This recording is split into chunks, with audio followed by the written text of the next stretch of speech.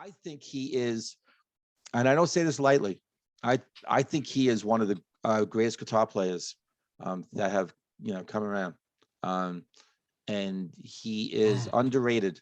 People Yeah, don't. yeah. A lot. Some people do, and people watching this right now, like well, I know it. Yeah, I know, and a lot of folks do, but a lot of folks don't. They may know the name and they know Dire Straits, and that's cool guitar, but how innovative and how accomplished, how great he is. And he could play all different kinds. He could play jazz, he could play country, he could play blues. I've heard it. He's doing a lot of that stuff. He's very eclectic now in his solo career. And he could just play the shit out of that guitar. He can make his guitar sound however he wants, whatever he's feeling, you know. And if you're feeling it, that same mood, then you're in for a treat. Hey, everyone, and welcome to another episode of Into the Music. My name is Greg, and I've got this amazing song, I think, for John over there. John, how you doing, John? How's it going over there, over in good old England? Or it's not England, it's UK. I get cream for that, right? There's only a small part of your country that's England, right? It's Britain, it's UK. John, help me out. How should I identify your country in the future? Because I really gravitate to songs from your country. And so how should I identify? Please help me. Well, first up, hey up my duck. Secondly, I've told you before, you just call it the motherland. It's fine. The motherland. Yeah. Well, you know what? I'm going to stay with this whole Britain thing because I'm going to give you an artist from your country. I love this guy. I really do. I got to say that I don't think I was such a fan of the band he was in way back. But now actually through his solo stuff, I have a real better appreciation for what he did back then with that band. And I won't say anything. Oh, well, of course I have to tell you who this is. So yeah, right, of course. Mark would Knopfler. help. Mark, it would help. I was going to get a Ouija board out to see do I detect a little bit of sarcasm from you on that one? Mark Knopfler. Good old Mark from Dire Straits. This is one of his songs from his solo album, Junkie Doll. That's the name of the song. Junkie Doll by Mark Knopfler. Do you know it? No, I do not. Okay. All right. Do you know any of his solo stuff? No. The only thing I know of his solo stuff was the soundtrack he did for Local Hero, the film, which was, I think, still in Dire Straits when he did that at the time. It was, they hadn't split. So I've not heard of his work since, Dire Straits finito. Okay. I think you're in for a treat if you go down that solo road of his. But you know what? One step at a time. And so let's start with Junkie Doll.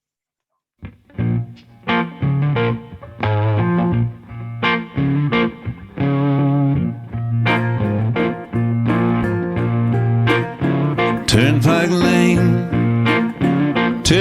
Lane, you spiked my arm, but you missed the vein. That's all gone, but the scars remain.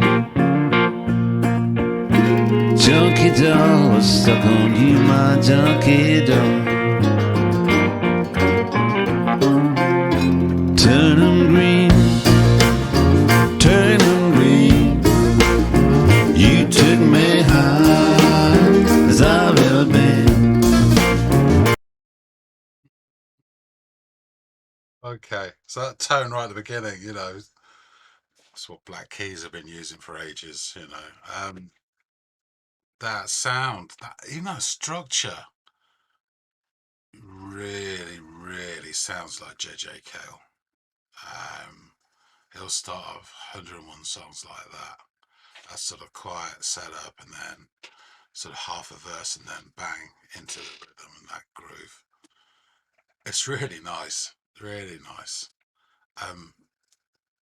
Funny enough, I know Turnpike Lane quite well. And I kind of know Turnham Green as well. It's a bit posher and not for the likes of me. Oh, I'm going to bring that back because I really enjoyed that. Really surprised me actually how much I enjoyed that. It's kind of like he's back to his earlier sort of early Dire Straits groove. Cool.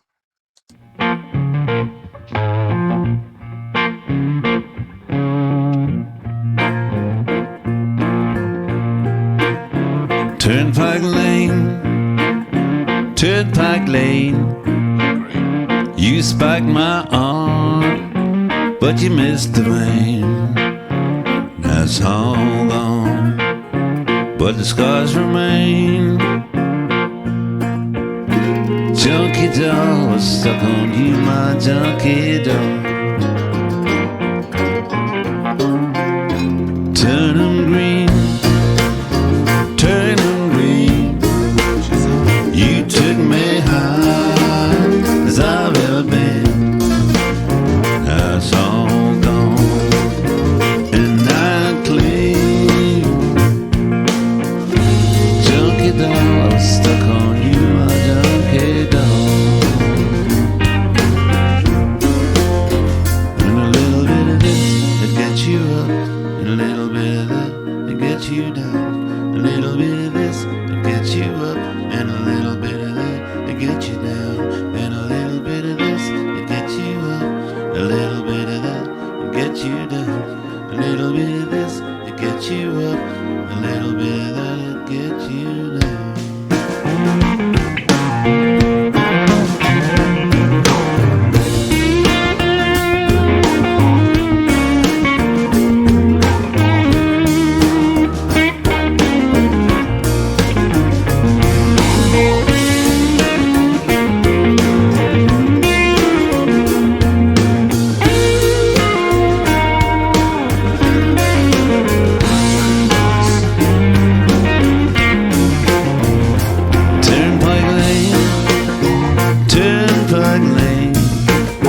You took my heart, Pan American. Now rain or shine, it's all the same. Junkie Doll was stuck on you, my junkie doll.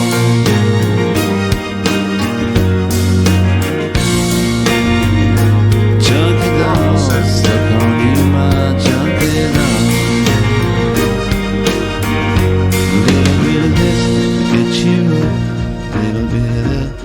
You down. A little bit of this will get you up, a little bit of that will get you down, and a little bit of this will get you up, a little bit of that will get you down, a little bit of this will get you up, a little bit of that will get you down. Second solo.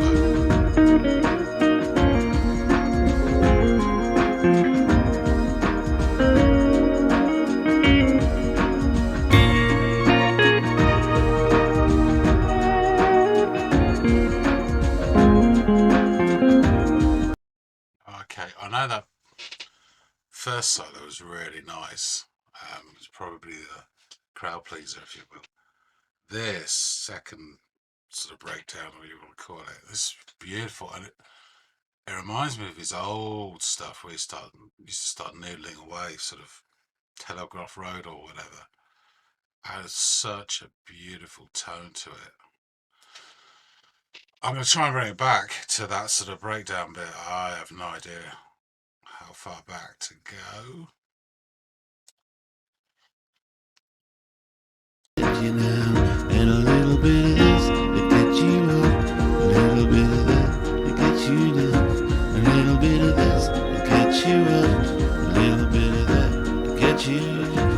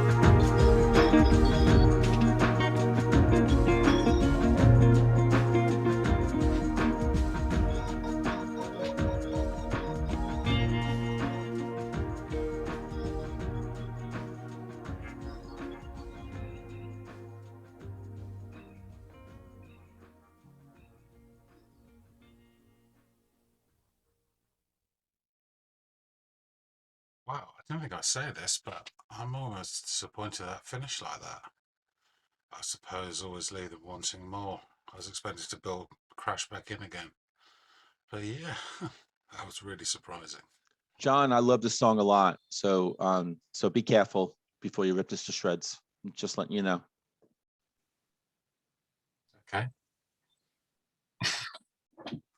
I really like this. I really like this.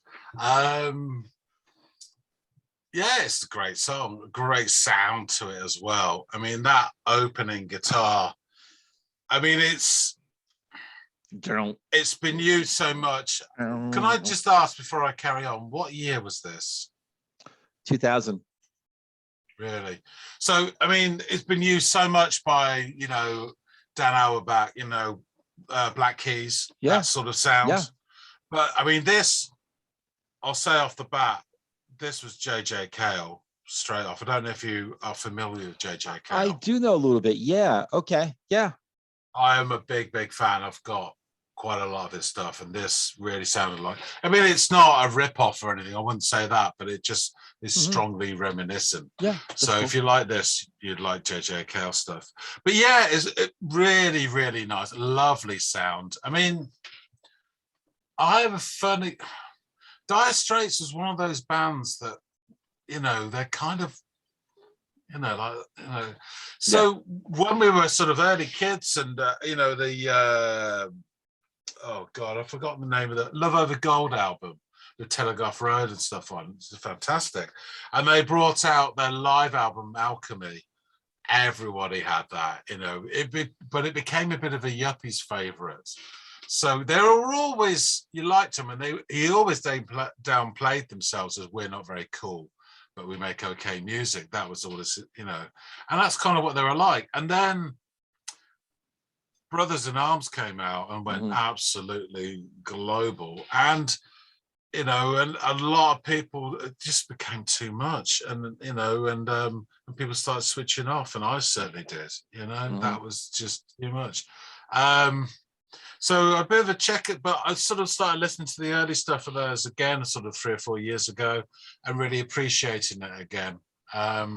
So I was in two minds when you said Mark Knopfler. I was thinking, am I going to hate this, or am I going to really like it? So I don't know how he's developed, but he's gone back to his roots more, hasn't he? This is a real sort of gritty, earthy song. It's really, I'm not too sure about all the meanings and the words, but I mean, one thing that struck me, which was quite interesting, is Turnpike Lane. I know really well. I know exactly where that is in London. My aunt used to live about a mile away from it, on Green Lane, just off Seven Sisters Road. I used to visit her every summer. She's my cool aunt. She's only 10 years older than me. So when I was 15, she was 25, and she works in the theatre and the BBC, and it's cool. So I know Turnpike Lane, and there's a bit of a dump, so I could picture this with the Junkie Doll stuff. Turner and Grim's a bit posh, and I know it well, but so it was interesting having those sort of London spots. I could picture the sort of scene around there. But yeah, really lovely guitar sound. His voice, I've always liked his voice, actually. It's not. I think it's gotten better. I think it's been like wine, fine wine. More character. It really has. Yeah, absolutely. It was never like a go-to, oh, we must listen to Mark Knopfler sing this, because the way his voice sounds is, interesting. But it always did it was functional, I'd say, in Dire Straits, But this, I think, as you say, it's got a bit of character to it now, and it sounds great. Oh, that's his voice now. I mean, you got to listen to more. Really, he really has come light years with the vocals. It's still kind of that sort of, it's less of the talk kind of sing thing, and now there's a little bit more of that sort of traditional what you call vocal singing, like that. He's really developed it. You can tell he's really put a lot of work into it, but he still has that Mark Knopfler kind of low, and he just has that certain style. He also comes off too, like he just comes off like a man who's just lived. He's always been wise, even with the songs that he was coming up with Dire Straits. Always had something to say. Always made you think. And that continues, but it's just to see him, just to hear him evolve into his soul of stuff. Go ahead. I didn't make too many notes on this because I was really enjoying it, and I was thinking JJ Cale all the way through because I'm a bit of a nut about JJ Cale. But anyway, so I would say really, really pure guitar tone, gorgeous as always. There's one thing about his guitar playing was always this lovely tone, really nice. Yeah. I'm just trying to remember exactly where it was. Was it sort of the breakdown or the pre-breakdown? There's some really horrible synths that come in that I just not needed at all, and it sounded terrible. And that's the only bit of the song that I'd nitpick about. But the breakdown, he starts noodling. So he does like a solo, which I really liked. And then he does a second solo, which is more, I think I said on the reaction, the first one's like the crowd pleaser, you know, flashy, blah, blah, blah. The second one is him noodling away and just making, and I really, it sounds like he's singing at this point and really expressive, and it's not as flashy, but I love that one so much more. And that reminded me of Telegraph Road or that sort of, you know, that sort of era of Dire Straits. And it was just really nice, that last bit, and then the slow fade out, like it was deflating the whole thing, you know. Yeah, really, really, really liked it. It's really interesting how you described that second solo, you know, because I love that. I love that ending part, and I've kind of always likened it in a similar way. It's really funny how you say that. It's like, to me, like, you know, for the crowd pleaser, because it's like the first one, because then that, to me, as he starts kind of doing that stuff on the guitar, as it takes the song out, it's as though the crowd has gotten up, they filtered out, right? Janitor comes around, you know, janitor, the clean, you know, they just start cleaning up. The lights are going down. He's back in his room, in the dressing room, something like that. You know, he kicks up his feet, he picks up his electric guitar, and he has the song in his head still. And then he comes out with that stuff at the end, just that kind of, that is him with the guitar, and that's the personal thing. And we get to hear that, and that's the amazing thing. You know, the crowd pleaser, and that the way you described that was perfect. The way I've always sort of, you know, interpreted that too, and that contrast. Yeah, I love. I think he is, and I don't say this lightly. I think he is one of the greatest guitar players that have, you know, come around, and he is underrated. You know, people don't. A lot, you know, some people do, and people watching this right now, like, you know, well, I know it. Yeah, I know, and a lot of folks do, but a lot of folks don't. You know, they may know the name and they know Dire Straits, and that's cool guitar, but how innovative and how accomplished, how great he is. And he could play all different kinds. He could play jazz, he could play country, he could play blues. I've heard it. He's doing a lot of that stuff. You know, he's very eclectic now in his solo career. And he could just play the shit out of that guitar. He can make it, he can make his guitar sound however he wants, whatever he's feeling, you know. And if you're feeling it, you know, that same mood, then you're in for a treat. He's really that good. You know, yeah. So I do wonder if you'd be open to maybe taking another, you know, a little bit of a ride with some of the Mark Knopfler stuff. Well, if this is the sort of taster, then, you know, yeah, sign me up for the entree and main course, you know. Cool. Cool. And I'm so glad you appreciated it. That's really cool. I had a really great feel to it. Excellent. So, John, you take care. All right. And to everyone out there, and of course, drop in comments. Let me know what you think about the reaction, the song, Mark Knopfler, back in the good old times with Dire Straits. You know, let me know. I'm really interested. I want to engage. And in the meantime, I'll see every one of you on the next episode of Into the Music. John, what do you got? Come on. I know you want to say something else. Bye.